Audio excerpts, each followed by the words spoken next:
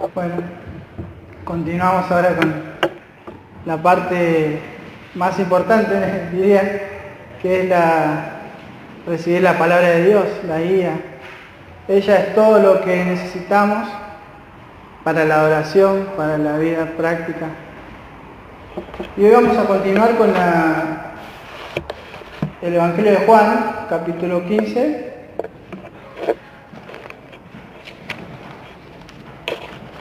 El domingo pasado llegamos hasta el verso 1.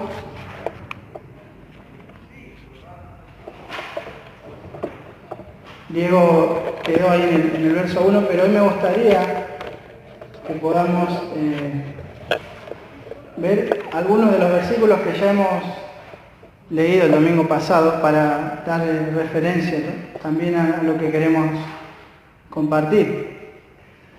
Juan 15 trae una de las metáforas, de las parábolas, si se quiere, más ricas y a la vez más sencillas de leer, ¿no? Pero vemos en Juan 15 a Jesús diciendo que Él es la vid verdadera. Y esto se da en el contexto, podemos verlo desde el capítulo 13 de Juan al 16, en la última semana del ministerio del Señor. Esto se da en el contexto de un jueves a la noche aproximadamente en el aposento alto. El aposento alto era un lugar donde se reunían los discípulos de Jesús de manera secreta para que nadie los molestara y demás, porque empezaban a ser perseguidos por los judíos. Esto se da en la última semana previo a la celebración de la Pascua, cuando los judíos galileos la celebraban. Se reunían en una especie de lugar secreto que llamábamos el aposento alto. Nuestro Señor pasó esa noche hablándoles muchas enseñanzas, vemos desde el 13 al 16 aproximadamente, muchas enseñanzas cruciales, pero todo esto se dio en el marco de un intensivo, digamos, porque fue desde esa noche del jueves. Y vemos en el verso 31 de Juan 14, que dice: más para que el mundo conozca que amo al Padre y como el Padre me mandó, así hago. Y dice en el final del verso: levantaos, vamos de aquí. Significa que se iban del aposento alto camino a otro sector, digamos, de la ciudad, donde el Señor de camino les iba comentando esta parábola, esta metáfora, ¿no?, de la vid verdadera. Y me gustaría que nos centremos en los versículos del 1 al 11, haciendo un sobreénfasis en el segmento que es del 1 al 8. Y acá vemos la parábola de la vid verdadera como un sinónimo de ver a través del ojo de una cerradura, ¿no? Ustedes ven una puerta cerrada, ven la cerradura y no les dice nada la cerradura, solo un ojo de una cerradura donde va una llave. Pero ¿cuántos han espiado bajo la cerradura alguna vez? Creo que todos, ¿no? Vemos que hay otra dimensión, hay otras cosas detrás de esa puerta. Y Juan 15 es tan crucial que de todas las enseñanzas que el Señor les viene dando es una de las principales, las que también nos deja a nosotros como sus discípulos. Leemos desde el verso 1, Juan 15, dice así, ¿lo tienen? Yo soy la vid verdadera y mi Padre es el labrador. Hasta ahí en el verso 1 ya tenemos los personajes principales de esta metáfora, ¿no? Ahí dice: yo soy la vid verdadera y mi Padre es el labrador. Todo pámpano que en mí no lleva fruto, lo quitará. Y todo aquel que lleva fruto, lo limpiará para que lleve más fruto. Ya vosotros estáis limpios por la palabra que os he hablado. Permaneced en mí y yo en vosotros. Como el pámpano no puede llevar fruto por sí mismo si no permanece en la vid, Así tampoco vosotros, si no permanecéis en mí. Yo soy la vid, vosotros los pámpanos. El que permanece en mí y yo en él, éste lleva mucho fruto, porque separados de mí, nada podéis hacer. El que en mí no permanece será echado fuera como pámpano y se secará, y los recogen y los echan en el fuego y arden. Si permanecéis en mí y mis palabras permanecen en vosotros, pedid todo lo que queréis y os será hecho. En esto es glorificado mi Padre, en que llevéis mucho fruto y seáis así mis discípulos. Como el Padre me ha amado, así también yo he amado. Permaneced en mi amor. Si guardareis mis mandamientos, permaneceréis en mi amor, así como yo he guardado los mandamientos de mi Padre y permanezco en su amor.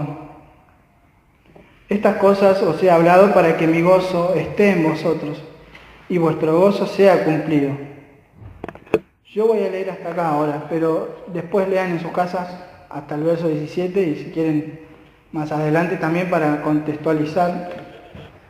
Pero hasta el verso 11 es lo que vamos a ver en esta mañana. La vid verdadera. Nos dice mucho ya en esa pequeña introducción. Dice, yo soy la vid. El yo soy está aludiendo, ¿no?, a muchas manifestaciones y cómo Dios mismo se presentaba delante del pueblo de Israel. Yo soy el gran yo soy. Yo soy. Dile al pueblo, Moisés, yo soy el que soy.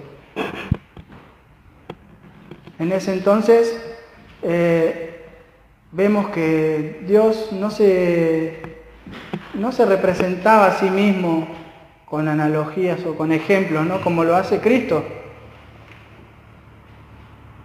Al estar Cristo en la historia, vemos a través de Juan que Él dice, yo soy la puerta, yo soy el buen pastor, yo soy el pan de vida, yo soy el agua de vida. Y acá Cristo está diciendo, yo soy Dios, yo soy la vid. Y la vid representa a Israel, a la nación de Israel. Vemos en la historia de Israel y podemos ir al Salmo 80.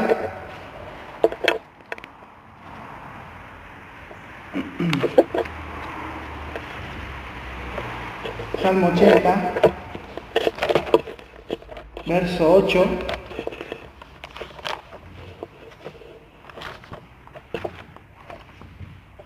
Verso 8 y 9 vamos a leer. Y vemos acá cómo es representado Israel como una vid escogida por Dios. Dice el verso 8, hiciste venir una vid de Egipto, echaste las naciones y la plantaste. Limpiaste sitio delante de ella e hiciste arraigar sus raíces y llenó la tierra. Más adelante vemos a continuación de este salmo, por ejemplo el verso 14 dice, oh Dios de los ejércitos, vuelve ahora, mira desde el cielo y considera y visita esta viña. Vemos a Israel representado como una vid, que fue sacada de Egipto, que fue plantada, pero que lamentablemente no estaba dando el fruto que Dios esperaba. Entonces, la oración acá es, Señor, visítanos. Y lo vamos a ver mucho más adelante en la historia, cuando Cristo mismo desciende, ¿no? Y Él visita a su pueblo, y no solo que visita a su pueblo, sino que visita aún en ese pueblo, y en ese acto nos visitó a nosotros también, que no dábamos fruto, que sin Él no podíamos dar ningún fruto de justicia ni nada que representara a nuestro Dios. También podemos ver Israel, a pesar de tener todos los recursos para dar fruto bueno y abundante, no logró satisfacer a Dios, sino que dio uvas agrias, uvas silvestres.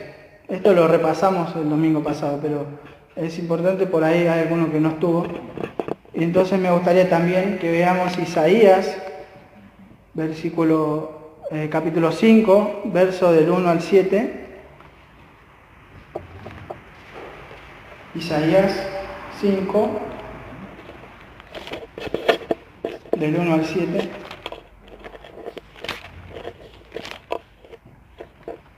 Es la parábola de la viña. Dice así: ahora cantaré por mi amado el cantar de mi amado a su viña. Tenía mi amado una viña en una ladera fértil. La había cercado y despedregado y plantado de vides escogidas. Había edificado en medio de ella una torre y echó también en ella un lagar y esperaba que diese uvas. Y dio uvas silvestres. Ahora pues, vecinos de Jerusalén y varones de Judá, juzgad ahora entre mí y mi viña. ¿Qué más se puede hacer a mi viña que yo no haya hecho en ella? ¿Cómo esperando yo que diese uvas, ha dado uvas silvestres? Os mostraré pues ahora lo que haré yo a mi viña. Le quitaré su vallado y será consumida. Aportillaré su cerca y será hollada. Haré que quede desierta, no será podada ni cavada, y crecerán el cardo y los espinos, y aún a las nubes mandaré que no derramen su lluvia sobre ella. Ciertamente la viña de Jehová de los ejércitos es la casa de Israel. Y los hombres de Judá, planta deliciosa suya, esperaba juicio, y he aquí vileza, justicia, y he aquí clamor. Acá vemos una viña que ha sido confrontada por Dios, una viña, un pueblo de Israel que no daba frutos, que había recibido todos los cuidados, tenían todo lo que necesitaban, tenían el templo, tenían el tabernáculo, tenían todo lo que necesitaban, la liturgia para los sacrificios, pero vemos que no alcanzaba. Acá vemos que esta vid es la sombra de la verdadera vid, es la sombra de Cristo. Israel como nación, bajo el pacto de la ley, bajo el pacto de los sacrificios, vemos que era una vid que no daba fruto, que no podía dar fruto, pero que tampoco quería dar fruto, ni se esforzaba. Ahora, hay marcas y señales, no sé, podríamos ver en Juan 15, volvemos a Juan 15. Hoy vamos a andar de acá para allá con la Biblia porque hay muchos versos de referencia, son importantes de leer. El verso 2 del capítulo 15 dice: todo pámpano que en mí no lleva fruto lo quitará. Que nos quede claro esto. Esto es prácticamente en los primeros versos, tenemos toda la escena completa prácticamente.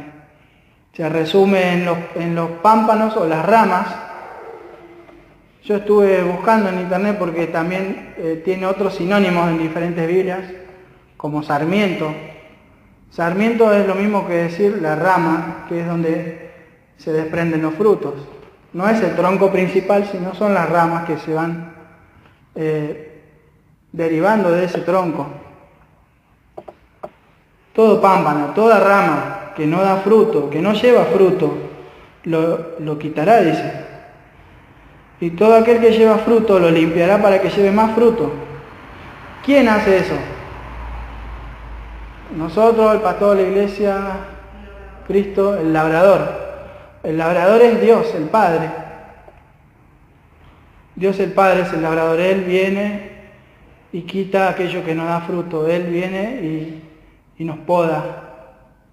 Él viene y corta. Y aquello que lleva fruto, lo corta de igual manera. Obviamente no lo está cortando de manera total, sino de manera que corte aquellos vástagos, aquellos sarmientos que le quitan energía y vida a la planta. Estuve investigando sobre las vides y de hecho tuve la casualidad, por decirlo de una manera, que mi hermano estuvo viviendo en Mendoza y en un tiempo que estaba buscando trabajo, le salió a ir a trabajar a las vides y justamente él hacía este trabajo y le estaban enseñando los maestros, porque ellos, donde salen los mejores vinos, Mendoza, y uno de los trabajos que se hacía era sacar todo vástago, todo pupito, le dicen ellos también. Vieron que al previo a florecer hay un pequeño, ¿cómo se dice? Sí, protuberancia. Bueno, eso se va sacando porque la planta tiene que tener desde cierta altura para arriba ese tipo de vástagos después se transforman en una hoja y esa hoja también transforma en un racimo. Pero la savia necesita llegar hasta ahí con toda su fuerza, no puede ser obstaculizada por esos pequeños brotes que salen abajo de la planta. Entonces hay que cuidarla, limpiarla, hay que labrar la tierra, hay que estar pendiente de la planta, darle la formación que uno quiere a la planta. Además de eso tienen una guía por la que todos los vástagos intentan en la poda darle la misma dirección a la planta. Y todos aquellos racimos, o mejor dicho, todas aquellas ramas nuevas, también son cortadas en los extremos para que todo se concentre en el centro de la planta. Y no solo eso, sino que tampoco sobreabunde demasiados vástagos, demasiados pámpanos o ramas, lo justo y necesario para que la cosecha sea perfecta, para que la fruta sea más grande aún, para que el fruto sea delicioso y el vino, por supuesto, mucho mejor. No se hagan los que no prueben. Así es con nosotros. El Señor, el Dios Padre, Él viene y nos viene a labrar. Ahora, no solo que Él viene a podarnos, sino que Él es el que define qué tipo de fruto quiere. ¿No es cierto? Él demanda de la vid y del creyente que éste lleve mucho fruto. Vemos Juan 15:8. Juan 15:8 dice: en esto he glorificado a mi Padre, en que llevéis mucho fruto y seáis así mis discípulos. El Señor quiere que llevemos mucho fruto, no solamente fruto, 1, 2, quiere que llevemos mucho fruto, abundante fruto. Otras características de la poda es que hay dos tipos de poda, y esto lo digo para que entremos en más conocimiento y profundidad de por qué Jesús es la vid y por qué es necesario que el Dios Padre trabaje sobre la vid, no la deja a su merced y que crezca. No nos deja solamente con recibir al Señor, aceptar al Señor, creer en Él y nada más. Aquí venimos a ser podados y en la vida misma continua estamos siendo podados por Dios. Hay una poda que es la poda de la formación. La poda de la formación es la poda en donde a la planta se le da la forma y la dirección en la que queremos que los pámpanos crezcan.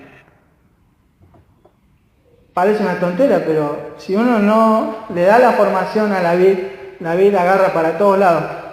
Como las vides que hay al fondo de la casa a veces. Mi suegro tiene una y la veo y la verdad es que las uvas son feas. Y yo digo, ¿por qué? Si es una vid. El tema es que nunca se poda esa vid. Entonces a los extremos llega la savia de una forma muy suave, y las uvas que salen no tienen sabor concentrado, no tienen pureza. Entonces es necesario que seamos podados, que seamos cuidados por el Señor. La poda de fructificación viene después. Es la poda que nombrábamos recién, es la poda que no deja que haya excesos en la planta, que quiten energía, fuerza a la planta. Y también son esos pámpanos que se están secando, que por alguna manera adquieren alguna enfermedad, adquieren algún tipo de hongo de las plantas. Pero esto llevémoslo al plano espiritual, ¿no es cierto? No nos quedemos con, este nos está dando una clase de botánica, no es mi intención. Pero ya que está, aprendamos, ¿no? El Señor viene a podarnos para que demos fruto. Y si damos fruto, aún Él es exigente y quiere que llevemos mucho fruto, y un fruto bueno, un fruto verdadero.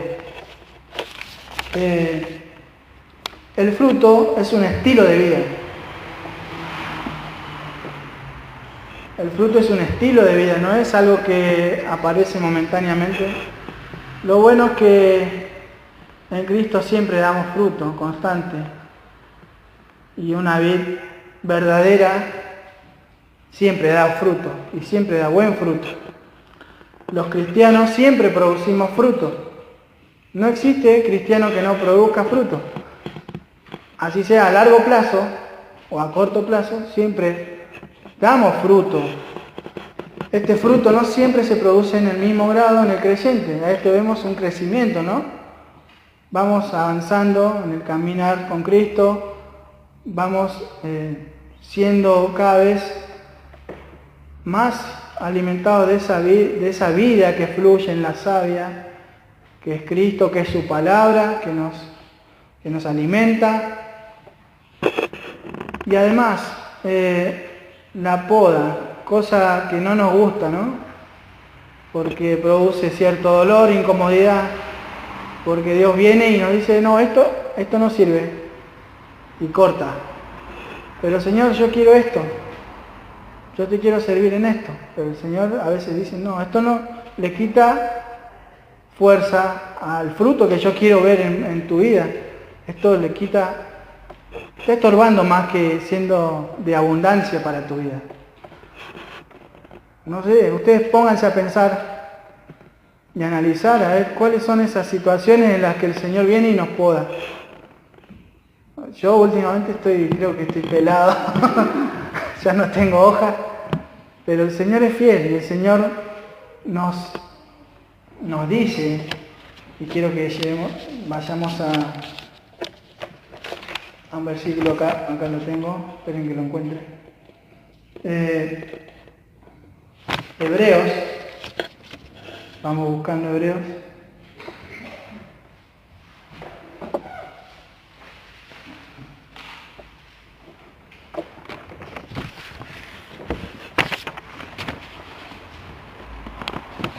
Ya lo voy a encontrar.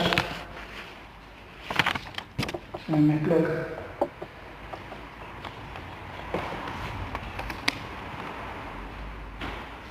Me dejé una hoja por ahí, no.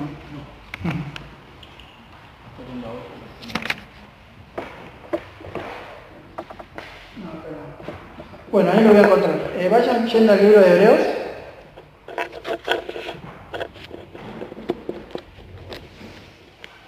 Acá está, Hebreos 12, verso 5 en adelante.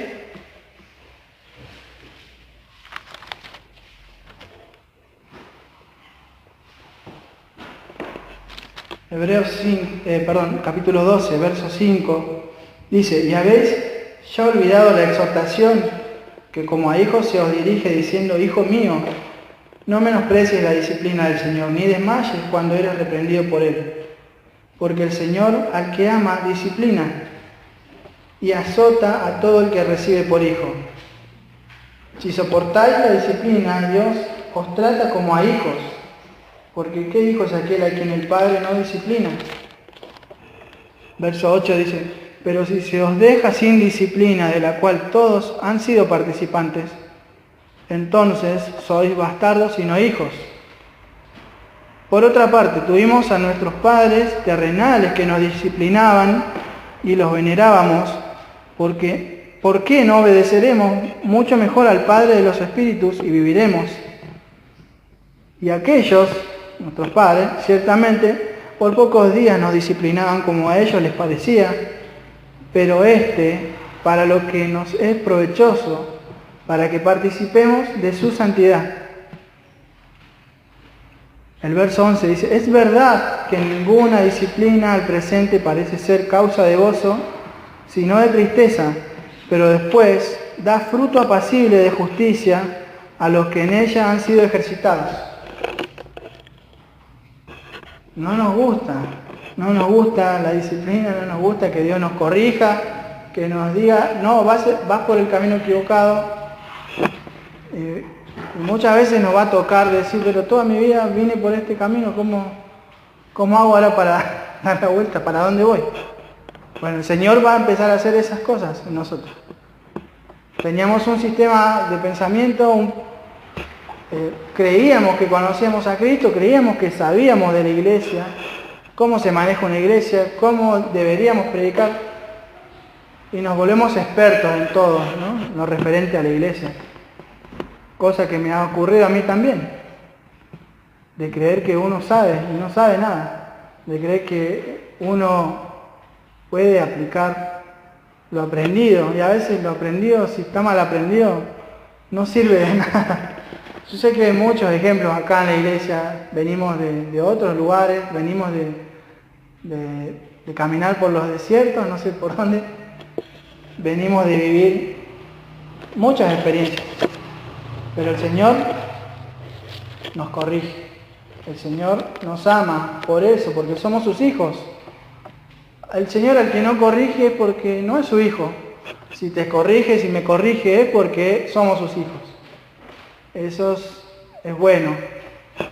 A veces como padre nos duele tener que corregir a los hijos, a veces con un golpecito en la colita así, o a veces con un reto. Pero es lo mejor, lo hacemos por amor. Lo hacemos para que nuestros hijos se encaminen. Todo aquel que lleva fruto, el Señor viene y lo limpia. No solo es que el Señor viene y saca lo que no da fruto.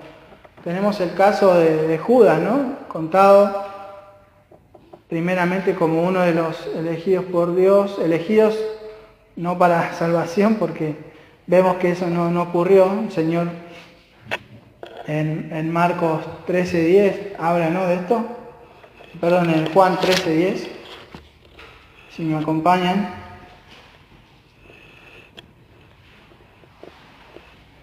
Juan 13:10 dice: Jesús le dijo, el que está lavado no necesita sino lavarse los pies, pues está todo limpio y vosotros estáis limpios. Le hablaba a los discípulos, aunque no todos, porque sabía que le iba a entregar. Por eso dijo, no estáis limpios todos.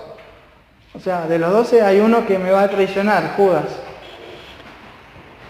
El Señor en Juan 15,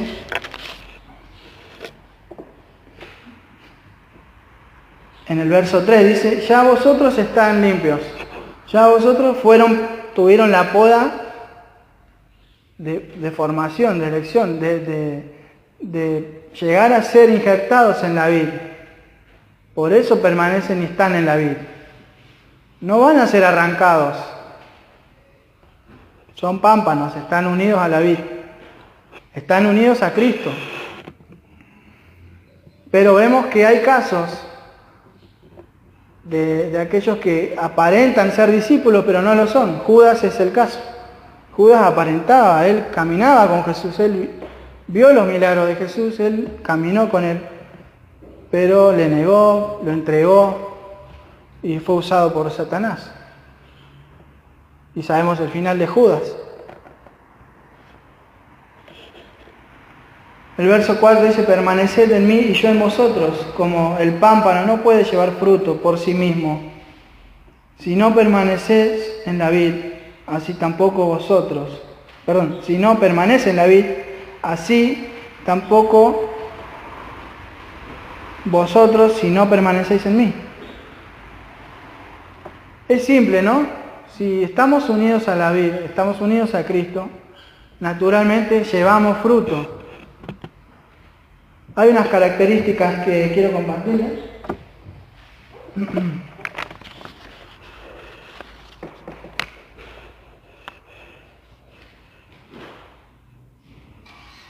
La palabra fruto aparece 6 veces del verso 1 al 8 y 2 veces más en el versículo 16. En ninguna aparece en modo imperativo. En ninguna dice lleven fruto. Después véanlo, no le estoy mintiendo, no estoy inventando nada. En todas las palabras fruto, en esta sección de Juan 15, en ningún lugar dice que debemos dar fruto. Nosotros no damos fruto, nosotros llevamos fruto, nosotros no producimos fruto. El fruto lo produce Cristo, es la vida de Él.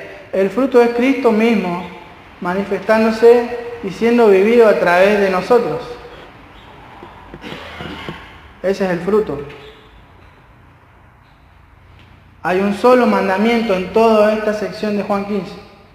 Es permaneced en mí y yo en vosotros. ¿Cómo permanecemos en el Señor? ¿Qué debemos hacer? ¿Cómo permanecemos? Si mis palabras permanecen en ustedes, si mi palabra santa permanece en ustedes, Cristo mismo permanece en ustedes, ustedes permanecen en mí, y hay vida en abundancia, y hay fruto, y fruto para regalar y repartir, fruto que bendice a otros, fruto que muestra a Cristo, fruto que son aquellos que podemos ver en Gálatas 5:22. Si me acompañan.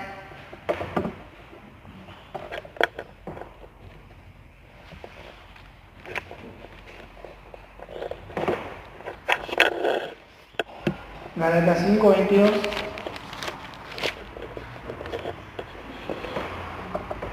Acá el fruto es Cristo, el fruto del Espíritu Santo. Gálatas 5:22 dice, el fruto del Espíritu es amor, es gozo, es paz, es paciencia, es benignidad, es bondad, es fe, es mansedumbre, es templanza. Contra tales cosas no hay ley. Este es el fruto.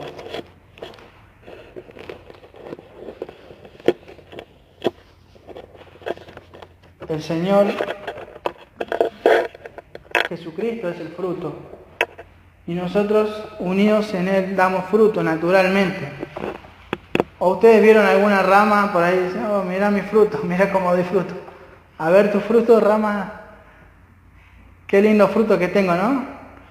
Es estúpido y es ridículo jactarse, siendo que el fruto lo produce la rama, el tronco, Cristo. Él es la vida y la vida de Cristo fluye en nosotros y damos fruto. Es una ley, damos fruto. Todo creyente da fruto. Ahora también es cierto, Romanos 8 dice que nada nos separará de su amor. En ese contexto, en el contexto de la unión eterna, obviamente no somos separados de Dios, pero hay una conciencia de búsqueda y de comunión y de permanencia y de dependencia de las ramas, de los pámpanos, hacia la vid. ¿O acaso aquellos que son casados se casaron y ya está? Y no se hablan, no viven juntos, no toman mate, no toman un café, no tuvieron hijos.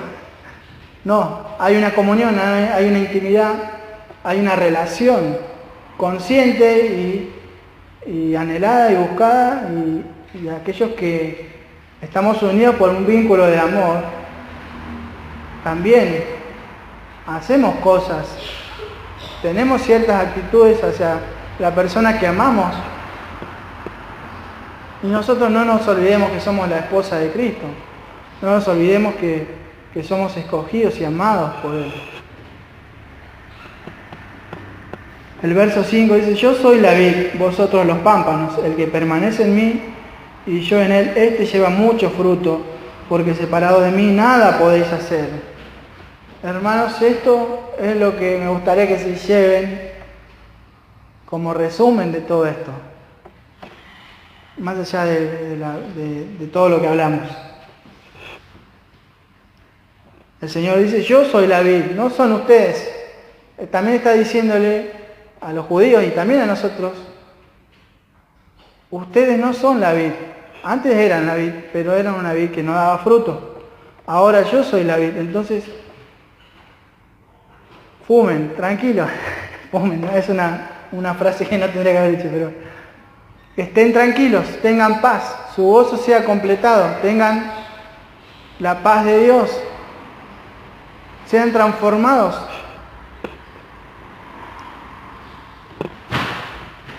Yo soy la vid, dice el Señor. Significa que también podemos decir que nosotros no somos la vid. Que nosotros no podemos dar fruto porque no somos la vid. Somos los pámpanos, somos las ramas, somos los sarmientos, somos aquellos que llevan fruto. Y fíjense que a lo largo de todos estos versos, en todas las palabras fruto dice llevan fruto, no dice producen, no dice nada de eso. El foco de la vida cristiana no se trata de producir, no se trata de dar fruto, se trata de permanecer. Eso es lo que el Señor les dijo antes de días previos a ir a la cruz y dejarlos, porque ellos iban a tener una sensación de que Dios les había fallado y los había dejado.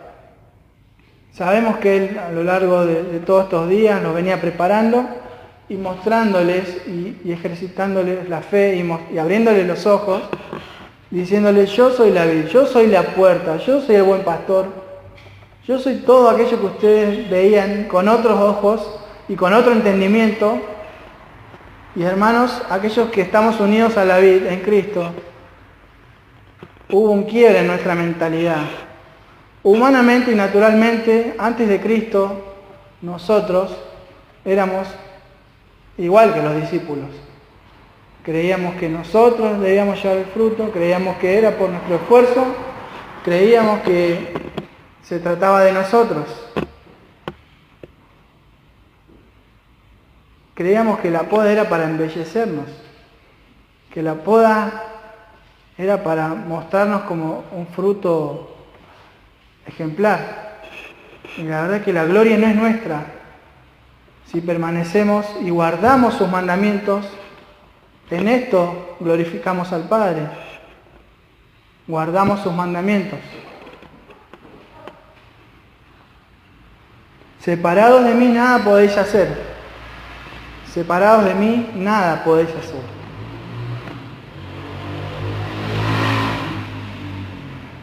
Podemos aparentar ser discípulos de Cristo, podemos aparentar obras, y el Señor tal vez nos diga, como hoy comentaba Meli, ¿no? Apartados de mí, hacedores de maldad. Yo nunca los conocí. ¿Cuál es el foco de nuestra vida, hermanos? Estamos poniendo el foco en permanecer en Cristo, en guardar su palabra, en alimentarnos de la savia de su palabra y de tener la comunión en la oración. La oración refleja la dependencia de las ramas a la vid. La oración refleja que acudimos al Dios Salvador, al Dios que es nuestro Señor, quien nos transforma. John Piper dice algo así como que toda oración es expresar en infinidad de palabras una sola oración o una sola frase, que es: separados de mí nada podéis hacer. Que estos estén en la retina de nuestros ojos, en nuestros oídos y en nuestra boca, que llevemos este mensaje: separados de Dios, separados de Cristo, nada podemos hacer. No existe religión, no existe evangelio, no existe iglesia, no existe ninguna actividad que podamos hacer separados de Dios, que tenga el fruto que Dios demanda.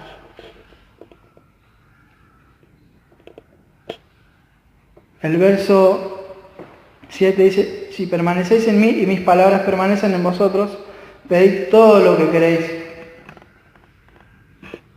y os será hecho. Esto tampoco significa, como lo malinterpretan a los pastores de la prosperidad o aquellos falsos, ¿no?, que te cita en este versículo para que vos digas, bueno, yo creo en Jesús, entonces pido lo que quiero. Y el Señor está obligado, además dicen esto, el Señor está obligado a darte lo que querés. Pero no es así. El Señor te da todo aquello que está conforme a la vida de Cristo mismo, a su palabra, a la voluntad de Dios y a todo aquello que glorifique al Padre.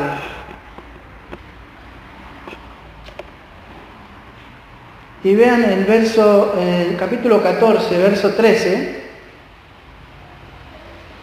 dice así: y todo lo que pidiereis al Padre en mi nombre lo haré, para que el Padre sea glorificado en el Hijo. El Padre es glorificado en el Hijo, no en nosotros. Nosotros no. Solo sin Cristo no podemos glorificar a Dios. No podemos dar gloria a Dios si no estamos inmersos en Cristo, unidos a Cristo, y si no estamos permaneciendo en Cristo. Si algo pidieres en mi nombre, yo lo haré, dice. ¿Quién lo hará? Cristo. Cristo lo hará. O sea, Cristo es el protagonista de todo. Él es el que glorifica al Padre. Por medio de Él glorificamos a Dios. Por medio de Él podemos llevar fruto que glorifique a Dios. Por medio de Él podemos permanecer. Por medio de Él podemos guardar los mandamientos.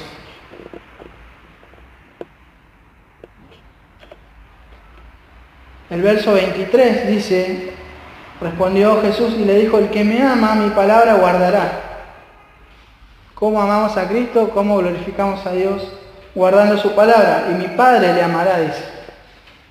Mi Padre le amará y vendremos a Él y haremos morada con Él. El que no me ama, no guarda mis palabras, y las palabras que habéis oído, y la palabra que habéis oído no es mía, sino del Padre que me envió.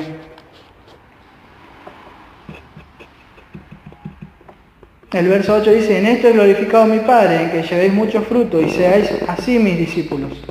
Esto también es una confirmación y una demostración de la iglesia visible, como leíamos hoy, aquella que glorifica a Dios, que está unida, que glorifica al Padre, que lleva mucho fruto. El verso 9, como el Padre me ha amado, así también yo os he amado. Leíamos en el 14:23 que el Señor nos ama cuando le glorificamos en Cristo, cuando estamos unidos a Él. Como el Padre me ha amado, así también yo os he amado. ¿Cuál es el mandato? Permaneced en mi amor. Permaneced. No hay lugar más seguro, más fructífero que estando unidos a Cristo. Permaneced en su amor, permanezcamos en su amor, permanezcamos unidos a Él, siendo conscientes con toda nuestra vida, que toda nuestra vida gire en torno a esta verdad, que no sea un anexo de nuestra vida cristiana, que no pese más nuestra vida secular, nuestra profesión, nuestros deseos, nuestro deseo de satisfacer los bienes, de tener todo aquello que sale de moda. Ojalá no nos toque pasar necesidad extrema. Creo que ninguno acá vive en la calle, gracias a Dios. Ninguno acá está separado de su familia. Todos tenemos familia, alguien que nos ama, alguien a quien amar, tenemos dónde dormir. Ojalá no estemos nunca desamparados, pero el Señor siempre nos manda a mantenernos fieles, permanecer. Si guardareis mis mandamientos, permaneceréis en mi amor. Como permanecemos en su amor, guardando sus mandamientos. Estas cosas os he hablado para que mi gozo esté en vosotros y vuestro gozo sea cumplido. Él es el gozo perfecto y es el gozo de Él. No es un gozo de esta tierra, como así veíamos que la paz que Dios nos da no es la paz de este mundo, es la paz de Él, es la paz que sobrepasa todo entendimiento. Hermanos, ¿cuán conscientes somos de que separados de Él nada somos basura? Cada día al levantarnos, ¿somos conscientes de esta realidad, de esta verdad? ¿O lo que crece es nuestro yo, nuestros propósitos, nuestros planes, nuestros sueños? ¿Van delante o va Cristo delante? ¿Quién guía? El que va delante, ¿no es cierto? ¿Quién está delante en tu vida? ¿Quién está delante en tu mente, en tus pensamientos? ¿Tenemos un deseo de llevar fruto? Yo creo que sí, ¿no es cierto? Todos queremos llevar fruto. Todos queremos tener amor, benignidad, paciencia, gozo, templanza.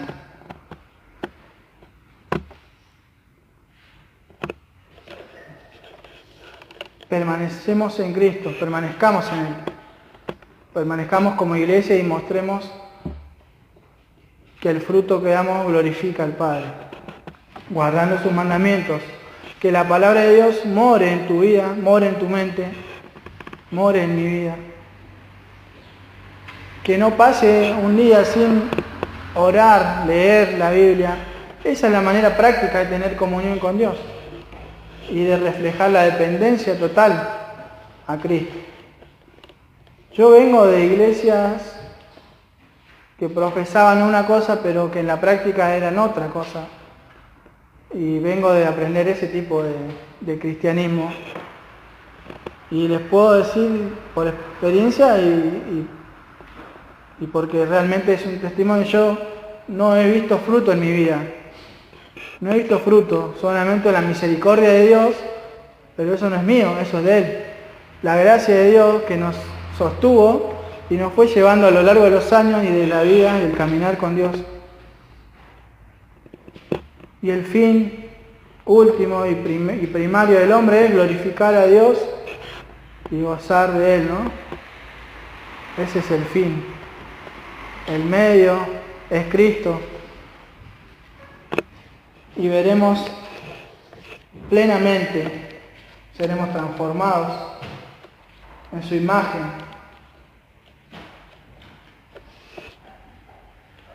El desafío, hermanos, es permanezcamos. Esa es la palabra para hoy. Nos ponemos de pie y ya vamos cerrando. Por supuesto, esto es solamente una superficie de la riqueza que tiene Juan 15. Y vamos a seguir conectando pasajes de las Escrituras con esta verdad y vamos a ir descubriendo por qué Él dice que es la vid verdadera, no hay otra.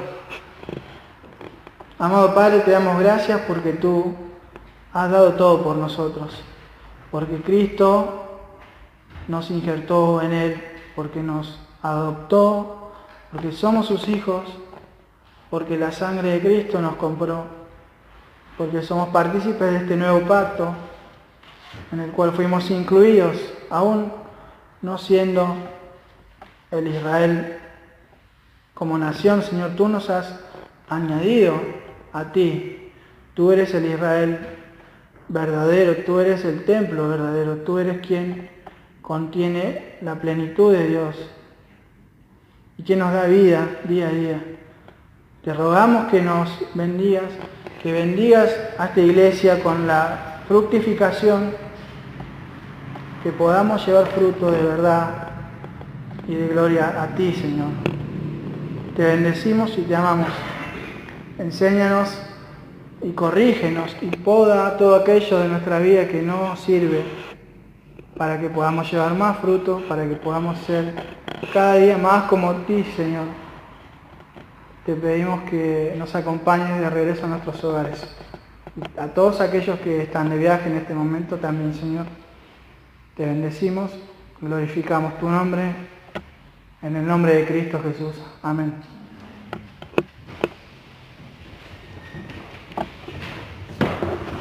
Muy bien.